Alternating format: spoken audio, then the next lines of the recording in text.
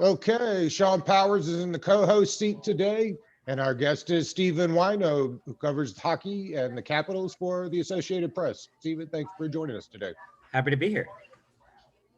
So I So, talked to you the other day.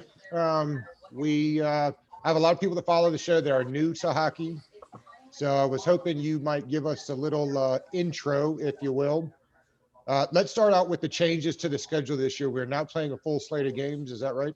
Right, 56 games, all in divisions, and obviously the league trying to figure out how to handle a pandemic and all that. So three, instead of having the usual divisions where you have travel between Canada and the U.S., an all Canadian division, an East, a Central, and a West in the United States, everybody playing each other 8 times, sometimes in Canada 9 times for those teams, just to kind of keep things together. And as we've seen already with some of these postponements, a smart idea to keep teams from having to travel all over North America.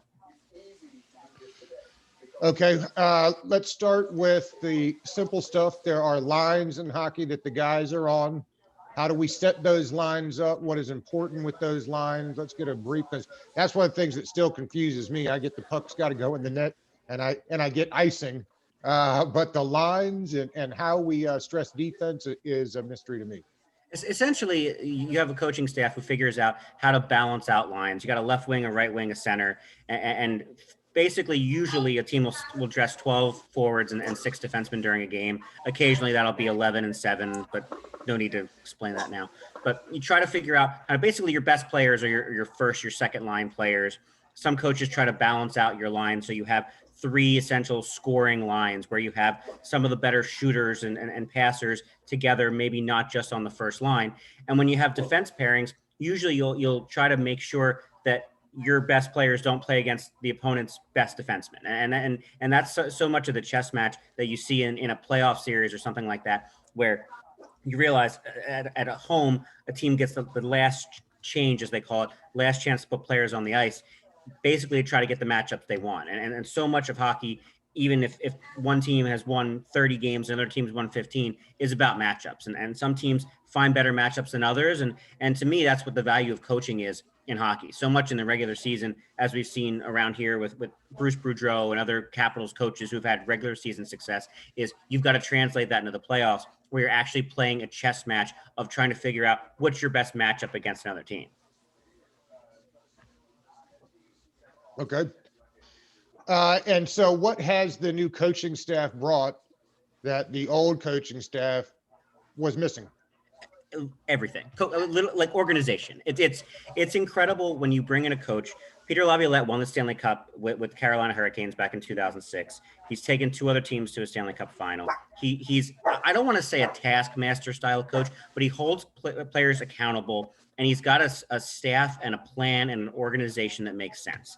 Todd Reardon was a very good assistant, won the Stanley Cup with the Capitals on the bench with Barry Trotz a couple of years ago, but he didn't have the kind of being a CEO of a team sort of mentality. And when Peter Laviolette came in here, he brought a kind of gravitas about him that little changes were made in kind of how they play, and we're going to see that throughout the year. But to me, it's more, this is a professional coach with a professional operation, and who knows how to get the most out of his players and to hold the veterans the same kind of level of accountability as rookies. John, get in there. yeah, let me get in there. Steve, how you doing, buddy? Doing all right, Shawn. So, quick questions. We were talking about coaches. Let's go to the front office. My question is, what's going on with this Ovechkin contract? Are they in talks? Is this something to wait to the end of the season? I mean, I feel we need to lock him down now. I think he had at least a good 3 to 5 years left in him. I don't think there's reason to panic yet, Shawn. I think this is one of those situations that is going to get figured out. Mm-hmm. Probably like before July 1st. Before he's not going to become a free agent. Alex Ovechkin's not going to play an NHL game for another team. He's not. I do think that after Nicholas Backstrom re-signed for the 5 years left on his deal, that I could see Alex Ovechkin signing for 4, somewhere in the neighborhood of $12 million a year, which is big money for the NHL, not as much as big a money for baseball, football, basketball, but he's going to be one of the highest paid players in hockey. I do think he wants to chase Wayne Gretzky's record. And every time we ask Alex Ovechkin about it, it's like, it's not time to worry about it yet. It's not time to worry about it yet. And I think he's right. I think that there's an understanding there that the Capitals are going to re-sign Alex Ovechkin. He's going to play here for 3 to 4, maybe 5 more years, and he's going to retire. They're going to hang the number 8 in the rafters. I think if we're still having this conversation on June 15th, closer to July 1st, then I'm going to be worried. Okay. Steven, I think Mike Tyson said everybody's got a plan until they got punched in the face. We had a plan at goalie, and then we didn't have a plan at goalie. What is the plan at goalie? The plan at goalie is handing the job to 2 kids. And Ilya Samsonov is kind of the hot shot prospect, one of the top goaltending prospects in hockey. He was Braden Holtby's backup last year. The whole idea all along seemed to be that he was the guy moving forward, that he was going to be the starter. Henrik Lundqvist kind of fell into the Capitals' laps, that the Rangers didn't want him back. It would have been a great story. You have Henrik Lundqvist coming in here with Alex Ovechkin, trying to win a Stanley Cup for him for the first time, Ovechkin for the second time. But when you have the heart situation come up and Henrik Lundqvist had the open heart surgery, Vitek Vanacek is a kid that most people around the NHL haven't heard of. He's a Czech kid, but he was a second-round pick a few years ago. And looks pretty good so far this season. I mean, this is a kid who was ready for his opportunity. He was an all-star in the minors last season. So basically, it's the kids have the net right now, and they brought in 39-year-old Craig Anderson as kind of the safety valve, that if either one of those guys gets sick, gets hurt, or struggles, they have a guy who's played in the NHL for the last 14, 15 years who can kind of handle the load as a backup if needed. John, you were asking me earlier about Vanacek and some of the difficulties he may have. Yeah, I was basically talking about his height. It's hard to see over those big defenders when you're short goalies, and you gotta see a lot of aspects of the ice. And that was my big question on him. And giving up, I mean, it's a team, it's a total team sport, but I mean, we're giving up 10 goals in 2 games now. Yeah, and Shawn, that's the first thing we noticed about Vanacek when we watched him on the ice during training camp is he is small. He's a small guy, but he's athletic. I mean, this is a guy who he can move side to side really well, and he's got a compactness to his game that I don't think that's going to hurt him very much. But the Capitals' defense is a little bit of a mess right now. I think they've got to kind of figure out what pairings work best and kind of how to play under a new coach's system in front of whoever's playing in goal. Definitely. Because they are in win now mode, right? Oh yeah. I mean, and as Shawn brought up Alex Ovechkin's contract, you bring in a 43-year-old Zdeno Chara, who was captain of the Bruins for forever. You have an older team. I believe the oldest team in the NHL. This is not a team that's building for the future, even though you've got an Evgeny Kuznetsov, a John Carlson, kind of some of the core players signed long-term. This is a win now, win soon operation here, because you don't know how many years Alex Ovechkin has left in his kind of prime years. And he's extended his prime longer than most goal scorers, basically in NHL history. Like, guys don't do this. Guys don't score 45, 50 goals in their mid-30s. It just doesn't happen. So, but we just don't know when the magic's going to run out on that, when Nick Backstrom's going to start to look old when he's in his mid-30s. And this is the opportunity now, especially in a shortened season with an older team. You're going to have fewer games. You're going to have less wear and tear on the tires, that this is a chance to go try to win it all again. John? Agreed. Well, he's my nemesis, so I know for a fact he's Ovechkin's nemesis. He's been haunting him since he's been in the league, Crosby. So we know Ovechkin definitely wants at least 2 more to say, Crosby, you got 3, I got 3. I'm a better goal scorer, matching you in points and assists. Who in these 2 guys have been doing great hockey for 10 years plus right now. And you hear Crosby, you hear Ovechkin. I think the media fueled that, but for me, it fueled me to really dislike Crosby. Who is your better player? And does he need the 2 rings to be at the level of Crosby? They're such different players. Look, I'm going to put Crosby. I'm going to put Crosby 1 because of his accomplishments. Like I'm going to say, because he's won an Olympic gold medal twice, he's won the Stanley Cup 3 times. He's a playoff MVP twice. Alex Ovechkin, a playoff MVP once. Obviously, a Stanley Cup champion, and it's gotten so much closer even since Crosby won the third championship in 2017 with Ovechkin winning. Now, if you want to say Ovechkin's motivated by trying to catch Crosby, that means he's got to play the 2022 Olympics and try to win there. He's got to get to 2026 and try to win there. And he's got to win the cup twice more just to tie him. But look, Alex Ovechkin's going to go down as the greatest goal scorer in modern NHL history. I mean, this is taking the Wayne Gretzky part out of it. He's the greatest because he still has the record. If he beats Wayne Gretzky, he's the greatest goal scorer ever. And Sidney Crosby's not going to have that number of goals. He's not going to have the Gretzky level of points either. But this is a guy who has, just like Ovechkin, been a captain of a championship team multiple times in Crosby's case. And he does have that little bit of that hero element in Pittsburgh and Canada, the villain element in like a Philadelphia and a Washington, and kind of in the United States for Olympic purposes and around the world, that it's been an incredible rivalry. And I know these guys don't like it. They don't like talking about each other, but it's great for hockey to have a Crosby and Ovechkin playing in the league at the same time. And look, both winning. Because you remember the Michael Jordan years in the 90s in the NBA, you had a lot of great players who never got a chance to win. Hakeem Olajuwon only won when Jordan was out. So to be able to have a Crosby and an Ovechkin both win championships and play in the same era, I think we're going to look back at this time and say, these were two of the greatest players ever. And it was a pleasure for us to be able to watch them play against each other so many times in the regular season and in the playoffs. Definitely. To add to that, I would definitely say that they kind of put hockey back on the map with this run that they're having going on with two of them. And almost like the McGuire-Sosa kind of taking baseball back from the strike.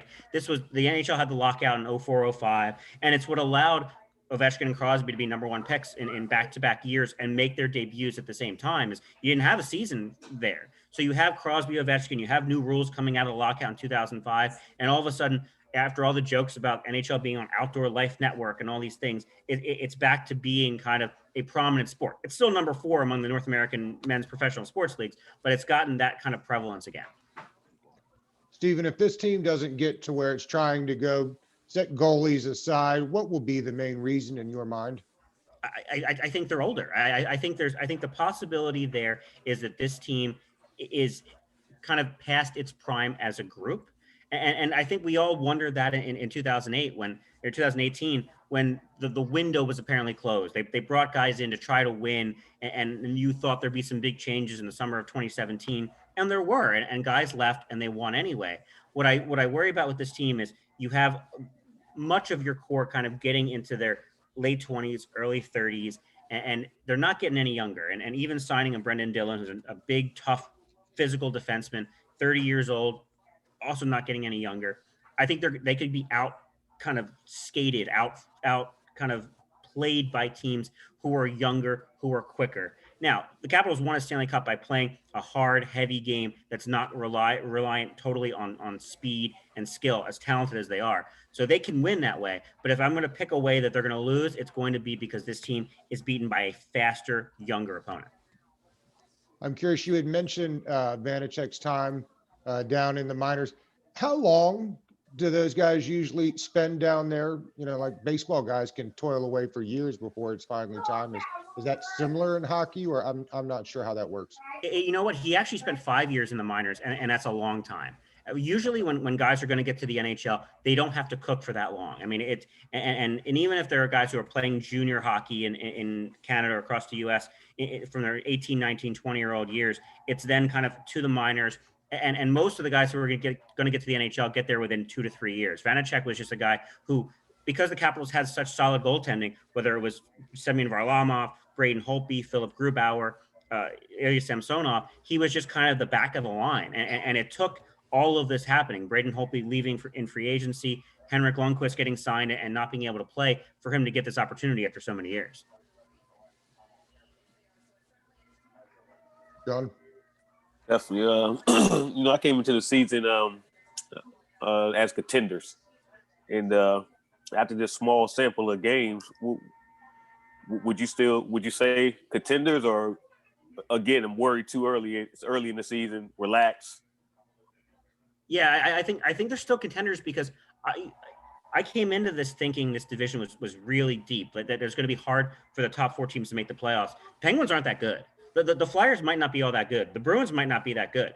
And the Capitals may not be as good as we thought either. But I think there are openings in this division to be able to get into the playoffs. And it is early yet. And this is the Devils and the Capitals are the only two teams in the NHL with new coaches. So when you consider that every other team in the league had continuity from last season into this season with kind of a shortened training camp and all that, I think it's reasonable to realize that they're going to take more time to warm up. That when you have a new coach putting in even little tweaks to the system, different assignments for players on different plays, that players think, athletes think, talk about this all the time, that they want to get to the point where they don't have to think, they can just act. And I think with this team, they're not to that point yet. That they're still thinking about, oh, here's what am I supposed to do in this situation? And I think it's just going to take them a little bit longer to get there than some of these other better teams in the league.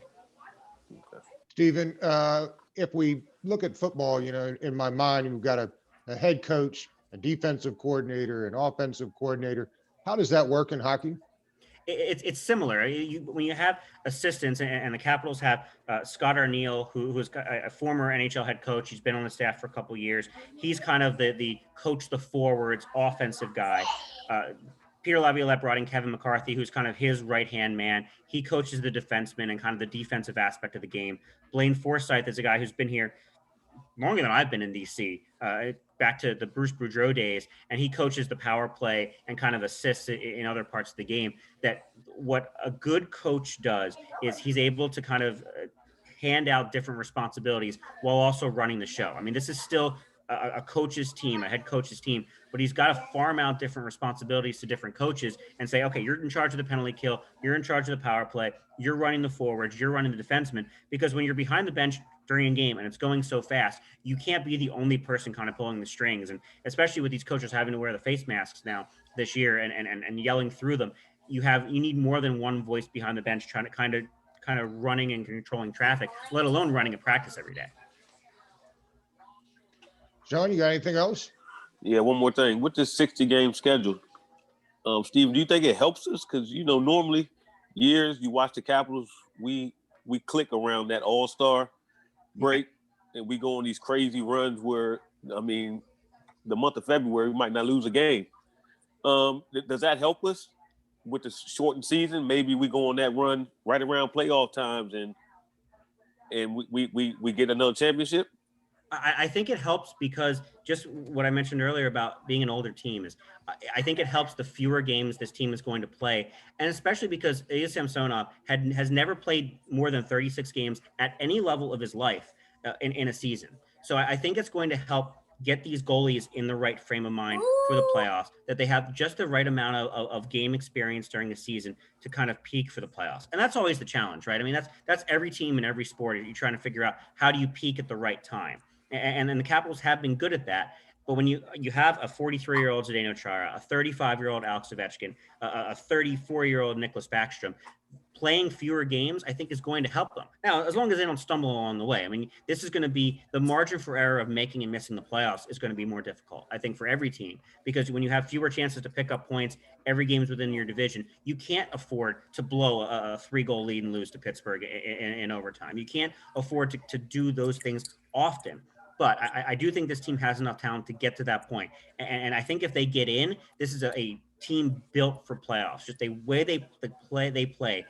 Now that they've got coaching again, like they did with Barry Trotz, the way they kind of grind out teams, and when you have the depth that they have on their forward lines, that they can wear teams down over the course of a game, over the course of a series. And the Capitals are going to be a very tough out, especially because it's a 56-game season. Definitely. Stephen, what you got coming up? You've been working on some articles? Yeah, I mean, I've got basically everything on the go at some point. Just did something on kind of what the Capitals and other teams have done to get under the salary cap and kind of some of the wacky math things they do. Taking a look at how goalies are handled during a 56-game season with a lot of these back-to-backs going on. A women's hockey story coming up on the start of the NWHL season. And I want to take a look at Peter Laviolette and Zdeno Chara and just the idea of this kind of clean slate coaching that you bring in with a new coach who has a championship ring and how he approaches the team that's been together largely for several years now, and kind of how the Capitals are going to look under a new coach. Stephen, thank you so much for your time today. This was great. Thanks for having me. Nice to meet you, Stephen. Nice to meet you as well. Thank you. Was that all right?